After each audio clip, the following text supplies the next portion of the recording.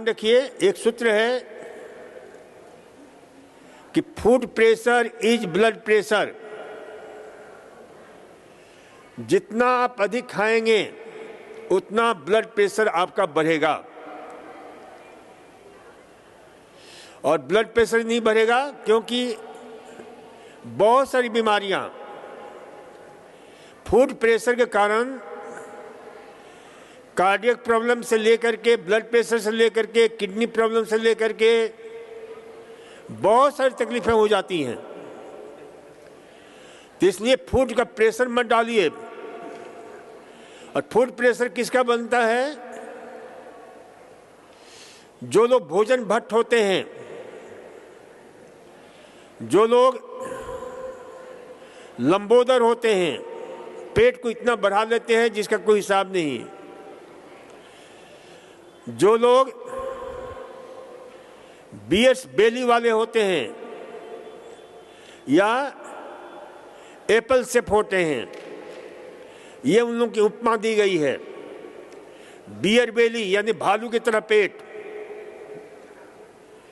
या जो है, तो इस प्रकार से नाना प्रकार की जो है ना,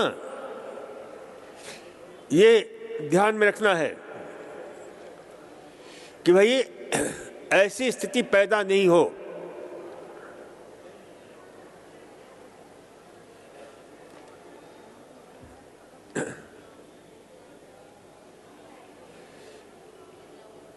तो खाने के प्रति हमें सचेत रहना है, क्योंकि एक सूत्र है जिसमें यह बताया गया है, श्रुता अनाहारा। ये ध्यान रखना है, अनारोग्यम आयुष्यम अस्वर्गम च अति भोजनम लोका विदुष्टम अपुण्यम लोका विदुष्टम स्वनर्थाय प्रबोधेत। इसका अर्थ होता है कि भाई आप ज्यादा खाते हैं, भोजन के चक्कर में भोजन के स्वाद की लोलुपता के कारण इतना पेट को भर लेते हैं, जिसके चलते जितने प्रकार के रोग हैं वो सभी तो आते ही हैं। आपका आरोग्य भी खत्म हो जाता है,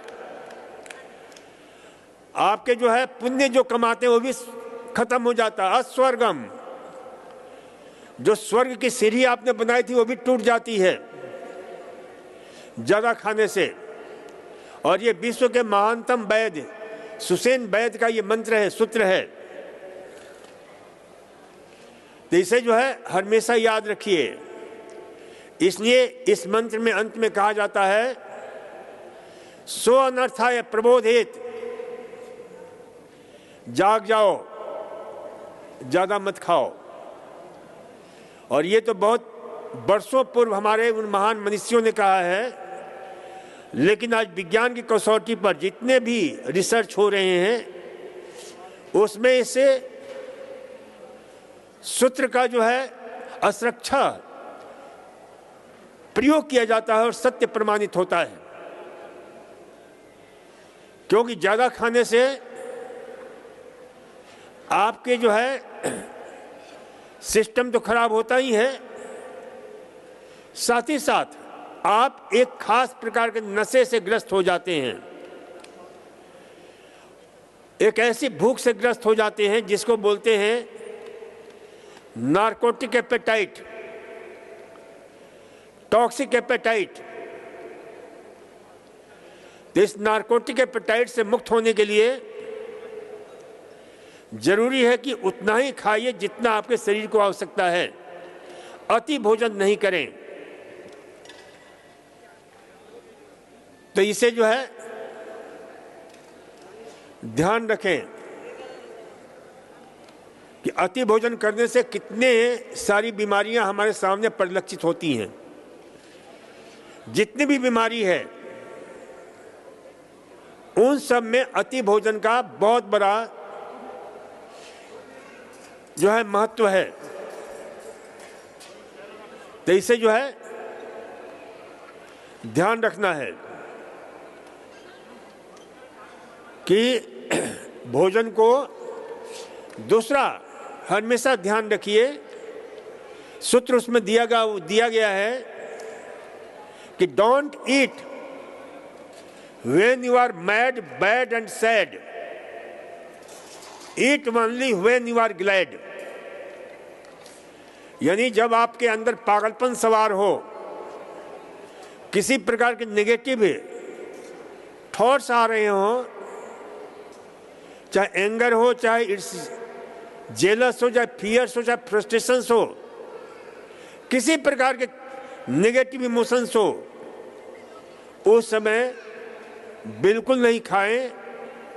उस समय खाएंगे तो जहर बनेगा। और जब आप प्रसन्न मुद्रा में हो, आनंद मुद्रा में हो, भोजन उसी समय करना चाहिए। इस पर भी कई रिसर्च हुए हैं, कई खोजें हुई हैं, और वो रिसर्च बताती हैं कि यदि गुस्से में खाते हो तो हमारा जो डाइजेस्टिव ऑर्गन्स है, ग्रंथियां हैं, पाचक रस हैं, वो जहर छोड़ने लग जाते हैं, जहरीले बन जाते हैं। जब भी आप गुस्सा में खाओगे तो उसका दुष्प्रभाव ये होगा, चिंता में खाओगे तो उसका दुष्प्रभाव यह होगा। इसलिए इसे ध्यान रखो कि किसी भी स्थिति में कहीं भी नेगेटिव इमोशंस हैं तो भोजन का परित्याग करिए, भोजन नहीं लीजिए। साथ ही साथ ध्यान रखिए कि यदि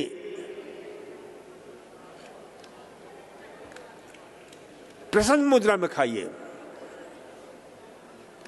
भोजन को हमेशा ध्यान रखिए कि खाना इस प्रकार से बनाइए जिसमें कम से कम जहरीला पदार्थ बने, क्योंकि जब भोजन हम बनाते हैं काफी देर तक तल देते हैं, भून देते हैं, गरम करते हैं, तो उसमें जहर नहीं होता है, लेकिन जब प्रोसेस से गुजारते हैं तो उसमें जहरीले पदार्थ बन जाते हैं। उन जहरीले पदार्थों का नाम है आपके पॉलीसाइक्लिक एरोमेटिक कंपाउंड, आपके हेक्सोसाइक्लिक एमिन्स। तो इसलिए इसे ध्यान रखा करो। और ये ऐसे जहर हैं कि ये जाकर कैंसर जैसे रोगों को पैदा करते हैं। तो इसलिए इसे ध्यान रखना है कि इस प्रकार के प्रोसेसिंग से, यानी प्रोसेसिंग यानी जो हमारा जैसा पवित्र आहार है उसे ज्यादा हम तल भून करके नहीं खाएं। इसलिए उसको बोलते हैं विज्ञान की भाषा में कि lower advance glycation end product cooking process. तो वह भोजन आपके लिए बहुत अच्छा रहता है जिसको आप उबाल कर खाते हैं, उसको तलते नहीं है, भूनते नहीं है। इसके अतिरिक्त आज मैं सुबह एक रिसर्च पढ़ रहा था कि वर्तमान में कम से कम, तो मैं आपसे निवेदन कर रहा था कि भाई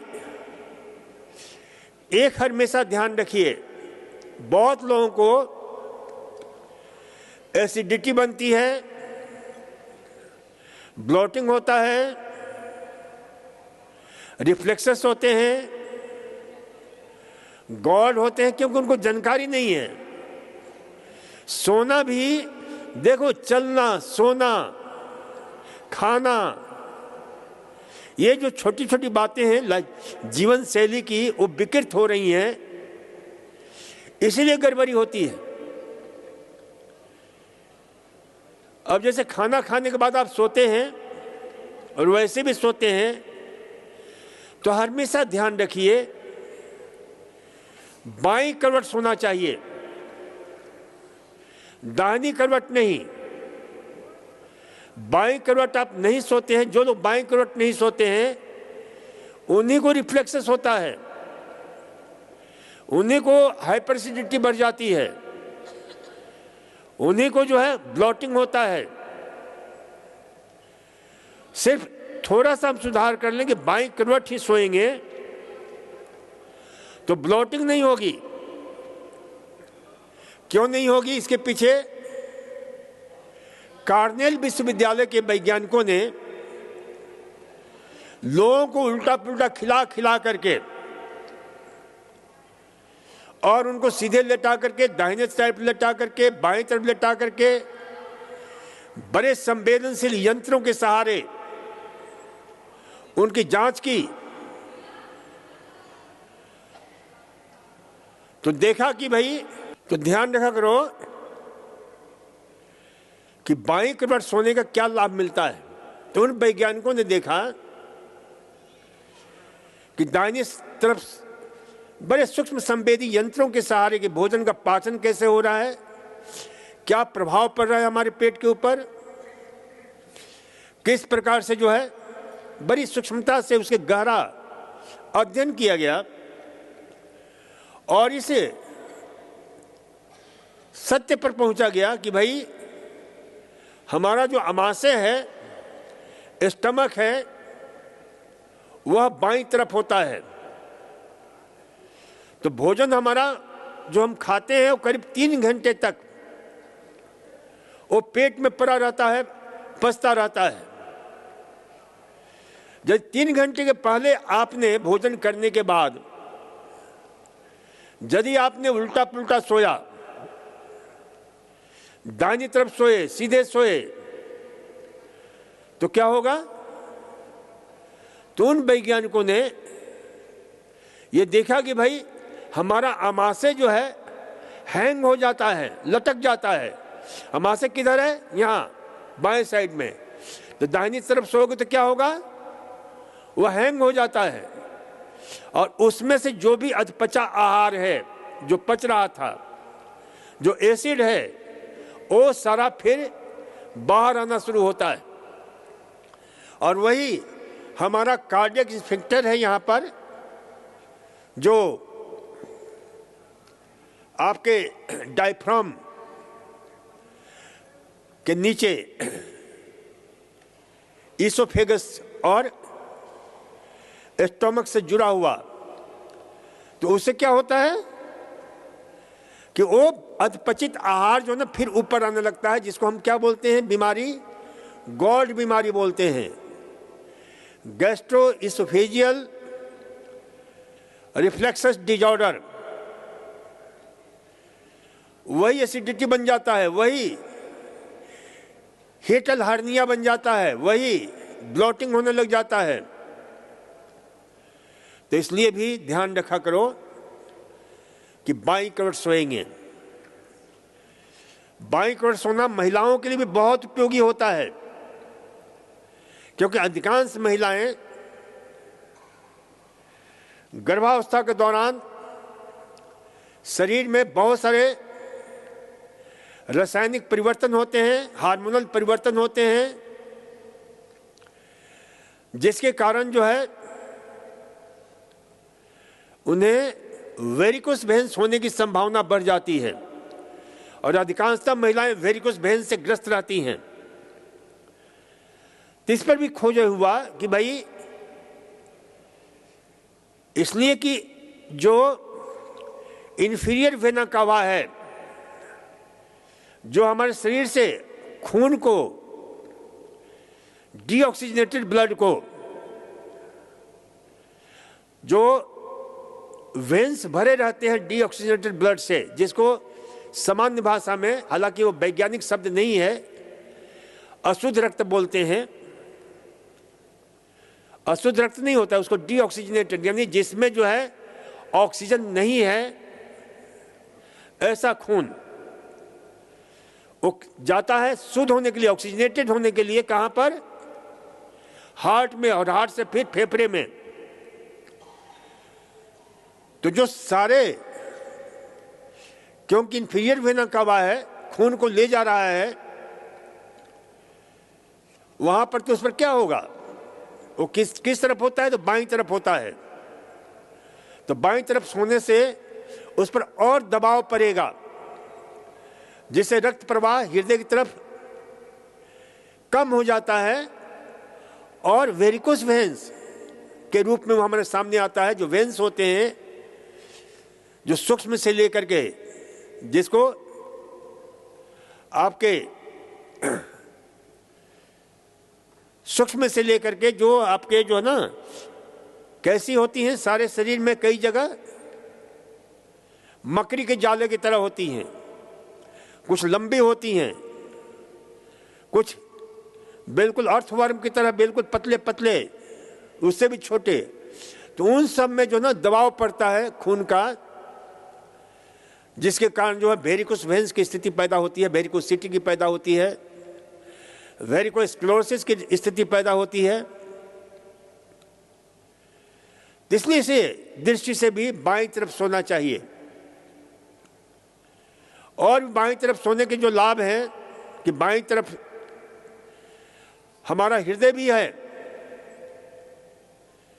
हमारे फेफड़े हैं, फेफड़े का एक हिस्सा 2 लोब वाला, और प्रायः जो है अस्थमा में, ब्रोंकाइटिस में बायां फेफड़ा ही इन्फेक्शस होता है, संक्रमित होता है, इन्फ्लेम्ड होता है। तो ऐसी स्थिति में बाएं तरफ सोने से उन अंगों को, हार्ट को, फेफड़े को बड़ी राहत मिलती है। जिनको खांसी होती है, जिनको बहुत क्रोनिक ब्रोंकाइटिस है, क्रोनिक ब्रोंकोटेसिस है, क्रोनिक ब्रोंकोलाइटिस है, उन लोगों को बाईं तरफ ही सोना चाहिए। कभी कभी हम देखते हैं कि ऐसे रोगी दाहिनी तरफ सोते हैं तो खांसी शुरू हो जाती है, तकलीफ बढ़ जाती है। तो इसे ध्यान रखना चाहिए। देखिए, ये जो तकिया लगाते हैं, ये देखिए तकिया, मोटा मोटा तकिया, हालांकि गर्दन के लिए ठीक नहीं होता है, लेकिन जिनको रिफ्लेक्सेस होते हैं, जिनको जो है सांस संबंधी बीमारी है, ब्रोंकोटेसिस है खास करके, तो ऐसी स्थिति में रोगियों को हम विशेष रूप से हिदायत देते हैं कि भाई गर्दन के नीचे एक लंबा सा कुछ भी कंबल या रजाई जो है मोड़ करके रखो, तो उससे रिफ्लेक्स नहीं होगा। साथ ही साथ जो डायफ्राम पर दबाव पड़ता है और हमारी ब्रोंकोटेसिस, ब्रोंकोलाइटिस, ब्रोंकाइटिस, इन सब की स्थिति खराब हो जाती है, उससे भी बचाव होता है। तो ये कुछ बीमारियों में पोस्चर का हमें ध्यान रखना चाहिए। कोई नहीं बताएगा, ये सारी चीजें हम यहां बताते हैं विश्व में, पूरे विश्व की बात मैं कर रहा हूं। तो ये जानकारी हम आपको देते हैं रिसर्च के आधार पर, और आप इसे कितनी ईमानदारी के साथ लागू करते हैं, यह आप पर निर्भर करता है। एक चीज और ध्यान रखिए, एक सूत्र है, उसमें हमने दिया हुआ है कि भाई मोर कंफर्ट, मोर कंप्लेंट, मोर मेडिसिन, मोर मिसरेज, मोर ड्रग्स, मोर डाउट्स, मोर रिलीफ, मोर ग्रीफ। ये सूत्र जो है उसमें हमने दिया हुआ है, इसको भी समझने का प्रयास करना कि आप लोग क्या करते हो। रिलीफ के चक्कर में थोड़ा सा सिर दर्द हुआ और उस रिलीफ के चक्कर में क्या करते हो, दवा खा लेते हो। अब वो दवा तो खा लिया आपने, आराम भी हो जाता है, लेकिन बाद में वो क्या रिलीफ क्या सिद्ध होता है, ग्रिफ बन जाता है, परमानेंट आपकी बीमारी शुरू हो जाती है। अब देख लो, दर्द होता है, पीड़ा होता है, कुछ भी बीमारी होती है, डॉक्टर भी इस समय जादू दिखाने के चक्कर में आपके क्या देते हैं, non steroidal anti inflammatory drugs, वो भी दवाइयां, स्टेरॉयड तो देते ही हैं, स्टेरॉयड युक्त दवा भी और non steroid anti inflammatory drugs भी, ये ऐसी चीजें हैं जो इसका प्रयोग करता है भविष्य में उसके किडनी खराब होने का है। आपने रिलीफ लिया, वो जैसे जैसे कैसे ग्रिफ में रूपांतरित होगा, वो हार्ट अटैक बनेगा। आपके जितने प्रकार के किडनी प्रॉब्लम हैं, जितने प्रकार के लीवर प्रॉब्लम हैं, लीवर के अनेकों यानी सैकड़ों प्रकार के लीवर प्रॉब्लम होती हैं, सैकड़ों प्रकार की किडनी प्रॉब्लम होती हैं। कहीं विस्तार से हम चर्चा करेंगे आप लोगों के साथ में। सैकड़ों प्रकार के आपके डायबिटीज की ही कम से कम 25-30 प्रकार के डायबिटीज होता है, जिसको हम बोलते हैं type 1 diabetes, type 2 diabetes, type 3C diabetes, type 3 diabetes, type 4 diabetes. ये तो इसके अतिरिक्त और भी बहुत सारे डायबिटीज हैं। तो इसलिए जो है इसे ध्यान रखा करो। लाडा है तो कभी हम विस्तार से चर्चा करेंगे। किडनी रोग के बहुत सारे रूप हैं, ताकि आप लोग जागो, समझो। तो उसमें ये जो रिलीफ वाली दवाइयां जो हम लेते हैं ना तुरंत, अब देखो ना, कुछ भी होता है रिलीफ प्राप्त करने के लिए क्या करते हो आप लोग, तुरंत पैरासीटामोल खा लेते हो, ना डॉक्टर से पूछने की जरूरत होती है, मंगा लिया, हर घर में पैरासीटामोल। अरे कभी कभी भले आदमी हो, उस पैरासीटामोल के ऊपर का रेपर तो पढ़ लिया करो, उसमें स्पष्ट लिखा हुआ है कि ये आपके लीवर को डैमेज कर सकता है। एलोपैथी दवा की एक बहुत अच्छी खूबसूरती है कि उसके जो हानिकारक प्रभाव होता है वो पहले लिख देते हैं, बता भी देते हैं। तो इसलिए से ध्यान रखा करो कि रिलीफ के चक्कर में ग्रिफ मत पैदा करो, ग्रिफ मत खरीदो। उसका विकल्प हम यहां देते हैं। उसकी जो है, कई बार हमने कहा है कि दर्द होता है, दर्द के लिए सबसे बढ़िया कोई मेडिसिन नहीं, गर्म ठंडा सेक करो, तुरंत दर्द दूर होगा। कैसे दर्द दूर होगा गर्म ठंडा सेक से?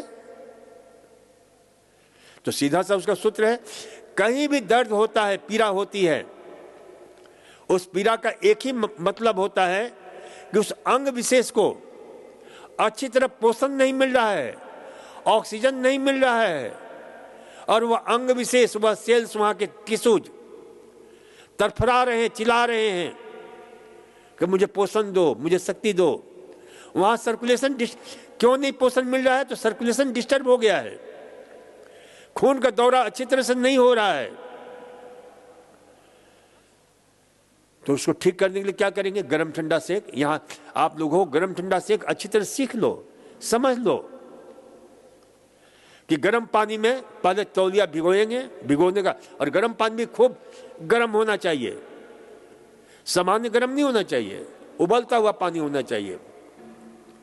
और उस उबलते पानी में तौलिया लेकर के, जैसे मान लो कि तौलिया है, इस तौलिए को दोनों किनारे को पकड़ो और बीच में डुबाओ। हाथ मत डुबा देना, तो हाथ जल जाएगा। ये डुबा करके फिर इसको गर्म करो, खूब अच्छी तरह से निचोड़ लो। निचोड़ करके और फिर जहां भी दर्द होता है घुटने का, कमर का, आंख का, नाक का, कान का, छाती का, पीठ का, कहीं भी दर्द होता है, कमर, पिंडली का, वहां पर रख दो और ऊपर से सूखे तौलिए से ढक दो ताकि उसे एक्शन रिएक्शन का, उसे प्रभाव का रेडिएशन नहीं हो। और फिर ऊपर सूखे तौलिए से ढक दिया। गरम 3 मिनट गरम, 2 मिनट ठंडा, 3 मिनट गरम, 2 मिनट ठंडा, अल्टरनेटिव 3-4 टाइम्स, तो आपके दर्द में राहत मिलने लग जाएगी। सिर दर्द हो रहा है, यहां कई लोग आते हैं, अब वो चक्कर में रहते हैं, कोई इलाज दे। अरे मैं कहता हूं, मैं उनको बता तो घर पर चले जाओ, कमरे में, हर एक कमरे में आपका जो है गीजर लगा हुआ है, गर्म पानी उसमें से निकालो, खूब उबलता हुआ गर्म पानी उसमें मिल जाता है, खूब गर्म मिल जाता है। तौलिए को भिगो और सिर पर रखो, 3 मिनट गर्म रखो, 1 मिनट ठंडा रखो, 3 मिनट गर्म रखो, आधा मिनट ठंडा रखो, 1 मिनट ठंडा रखो। तो क्या होगा उससे, कैसे दर्द दूर होगा? तो सीधा इसका वैज्ञानिक प्रभाव होता है। सीधी सी बात हम जानते हैं कि गर्म चीज से कोई चीज फैलती है और ठंडा से क्या होता है, सिकुड़ता है। ये आम बच्चों को सिखाया जाता है कि भाई देखो, जो रेलवे लाइन बनती है बीच में उसको एकदम जोड़ा नहीं जाता है, बीच में थोड़ा सा अंतर रखा जाता है। क्यों? कि गर्मी में वो क्या होगा, फैलेगा तो रेल लाइन टेढ़ी हो जाएगी, ठंडी में सिकुड़ेगा तो टेढ़ी होगी। तो इसलिए जो है उसके लिए जगह निर्धारित कर दिया। इसी प्रकार से गर्म पानी को जब आप यहाँ रखते हो तो क्या होता है, वहाँ के जो आउटर वेसल्स हैं, ब्लड वेसल्स हैं, वो फैल जाते हैं। फिर ठंडे पानी को वहाँ रखो, ठंडे पानी का उसी प्रकार से दूसरा तौलिया लो, बर्फ जैसा ठंडा, कंट्रास्ट होना चाहिए, जितना गर्म हो उसी कंट्रास्ट में ठंडा होना चाहिए। और फिर उसको निचोड़ा और रख दिया।